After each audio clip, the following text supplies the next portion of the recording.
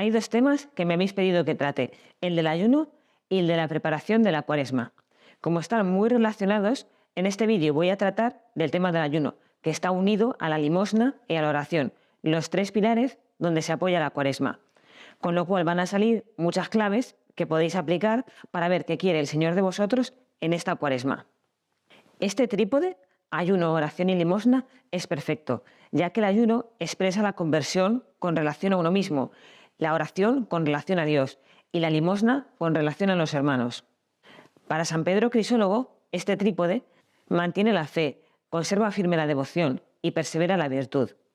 Lo que pide la oración lo alcanza el ayuno y lo recibe la misericordia, es decir, la limosna. Oración, misericordia y ayuno son tres cosas, pero que a la vez son una sola y que se vivifican la una a la otra. El ayuno, entre otras cosas, está enfocado a la penitencia, y los días de penitencia en la Iglesia son todos los viernes del año y el tiempo de Cuaresma. En Cuaresma nos limpiamos, convertimos y preparamos para la Pascua, y cada viernes del año tenemos en cuenta la Pasión del Señor, que fue un viernes. Por eso los viernes en la Iglesia tienen un tinte penitencial, al igual que cada domingo se celebra la Resurrección y los jueves son eucarísticos, conmemorando la Cena del Señor, del Jueves Santo. Por eso muchas adoraciones del Santísimo son los jueves. Esto no quiere decir que haya que ayunar de continuo todos los días de Cuaresma y todos los viernes del año. Los días de ayuno o abstinencia son todos los viernes, a no ser que coincidan en solemnidad, debe guardarse la abstinencia de carne. Y el ayuno y abstinencia se guardan el miércoles de ceniza y el viernes santo. Estos días de ayuno y penitencia son para dedicarlos de manera especial a la oración, obras de piedad y de caridad, y a negarse a uno mismo, cumpliendo con mayor fidelidad las propias obligaciones. Hay que aclarar que el ayuno hace alusión a comer menos. Por lo general se hace solo una comida al día o una comida más copiosa y dos más pequeñas. Y la abstinencia hace alusión a no comer carne. Pero esta no es la única manera de ayunar. Cuando la Iglesia nos manda ayunar, se refiere a la comida, independientemente de que ayunemos algo más. Ahora sí, cuando mencionamos los ayunos que podemos hacer, no necesariamente hay que referirse a la comida. De hecho, hay algunos ayunos cotidianos, como los que nos menciona el Catecismo en el número 901, que dice: todas las obras, oraciones, tareas apostólicas, la vida conyugal y familiar, el trabajo diario, el descanso espiritual y corporal, si se realizan en el espíritu, incluso todas las molestias de la vida, si se llevan con paciencia, todo ello se convierte en sacrificios espirituales agradables a Dios, porque sin ofrecerlo a Dios, sin revestirlo de oración, no es ayuno. Lo resume San Agustín de esta manera: verdadero sacrificio es toda obra que se hace con el fin de unirnos a Dios en santa compañía, es decir, relacionada con el fin del bien, merced al cual podemos ser verdaderamente felices. Ya vamos viendo que el ayuno debe estar ofrecido a Dios y eso con el corazón. Los profetas de la antigua alianza denunciaron con frecuencia los sacrificios hechos sin participación interior, sin relación con el prójimo. Jesús recuerda las palabras del profeta Oseas: misericordia quiero, que no sacrificio. El único sacrificio perfecto es el que ofreció Cristo en la cruz, en ofrenda total al amor del Padre y por nuestra salvación.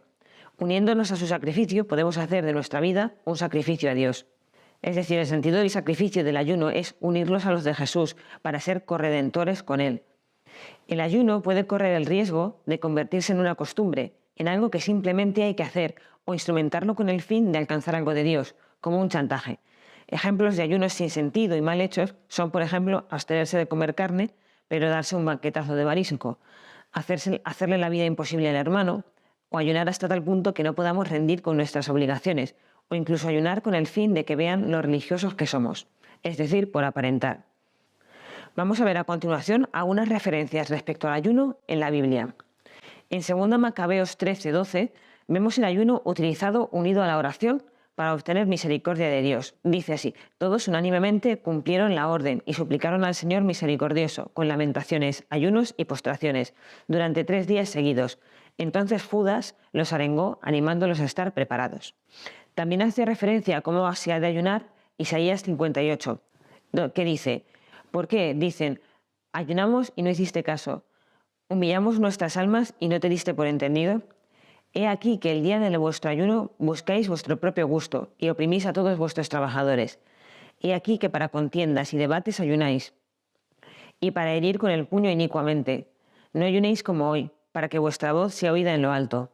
¿No es más bien el ayuno que yo escogí, desatar las ligaduras de impiedad, soltar las cadenas de opresión, dejar libres a los quebrantados y que rompáis todo yugo?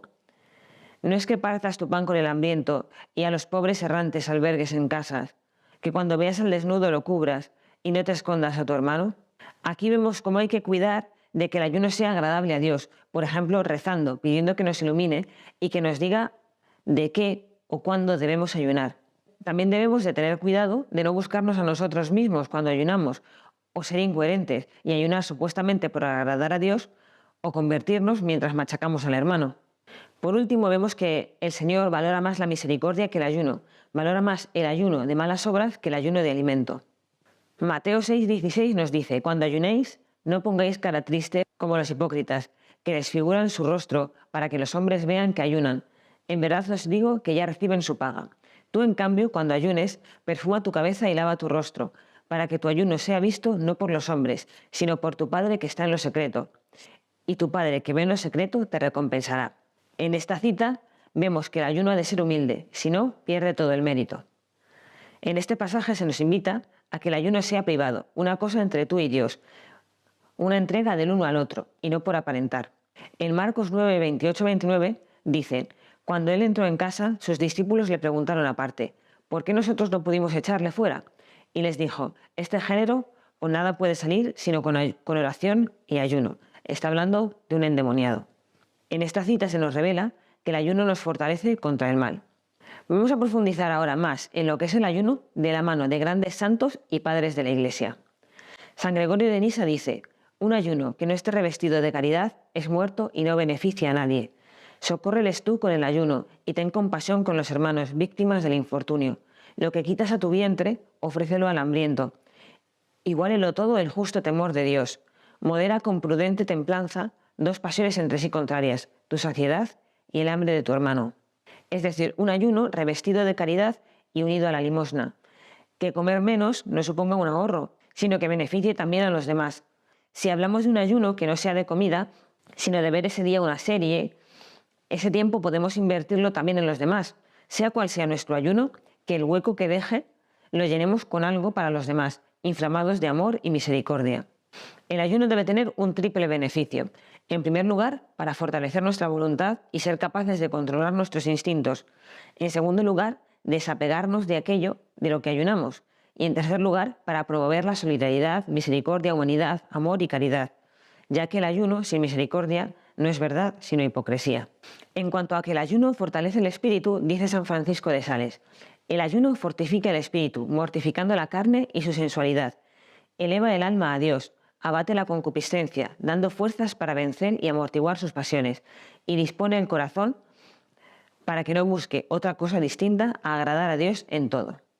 Otro beneficio del ayuno como ejercicio penitencial es que sirve como regalo, como ofrenda a Dios por el perdón. Dios no lo necesita para perdonarnos, pero es como hacer un mérito para pedir perdón y mostrarle agradecimiento por él mismo. En cuanto al ayuno que no es de comida, nos dicen los santos: los ayunos agradables a Dios son: no hagas mal y sirve al Señor con corazón limpio. Guarda sus mandamientos siguiendo sus preceptos y no permitas que ninguna concupiscencia del mal penetre en tu corazón. Si esto haces, tu ayuno será grato a la presencia de Dios. Ayunen los ojos de toda mirada curiosa, ayunen los oídos no atendiendo a las palabras vanas y a cuanto no sea necesario para la salud del alma. Ayune la lengua de la difamación y la murmuración, de las palabras vanas e inútiles. Ayune la mano de estar ociosa y de todas las obras que no sean mandadas. Pero ayune mucho más el alma misma de los vicios y pecados, y de imponer la propia voluntad y juicio, pues sin este ayuno todos los demás son reprobados por Dios. Ha de consistir mucho más en la privación de nuestros vicios que en la de los alimentos. El ayuno significa un dominio sobre nosotros mismos, significa ser exigentes en las relaciones con nosotros mismos, estar prontos a renunciar a las cosas, y no solo a los manjares, sino también a goces y placeres diversos. Que el ayuno sin más no tiene sentido si no nos hace mejores por un medio u otro nos lo explica San Paulino en pocas palabras.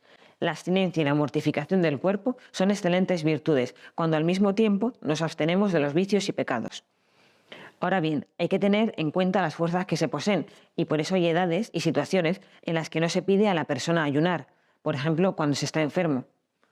Las edades que están exentas están recogidas en el número 1252 del Catecismo de la Iglesia Católica.